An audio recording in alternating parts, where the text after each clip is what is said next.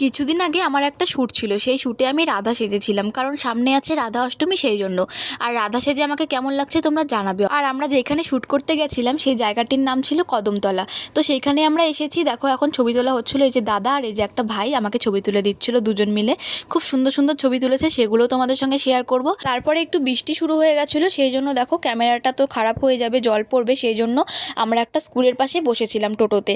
আর বাচ্চাগুলো দেখো আমাকে দেখে একদম দৌড়ে এসেছে স্কুল থেকে, ওরা মানে অবাক হয়ে গেছে, শুধু তাকিয়ে আছে হাঁ করে। আর আমি এখানে হাওয়া খাচ্ছিলাম, মানে খুব গরম লাগছিল, বৃষ্টি পড়ছিল, সেই জন্য টোটোতে বসেছিলাম। তো বৃষ্টি তো কমেনি, দেখো বোঝাই যাচ্ছে পুকুরে দেখো বৃষ্টি পড়ছিল।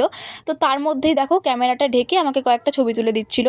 তো বৃষ্টিটা কমার পরে এখানে একটা বাগানে এসেছিলাম, ওইখানে অনেক ছবি তুলেছি। এই যে এখন ঘুরছিলাম, আর এই ভিডিওগুলো আমাকে বুনু করে দিয়েছিল। আর অনেক রিলস বানানো হয়েছে, সেগুলো তোমরা রাধা অষ্টমীর দিন দেখতে পাবে। যাই হোক, আমাদের শ্যুট একদম কমপ্লিট, এবার আমরা বাড়ি যাচ্ছি সবাই মিলে।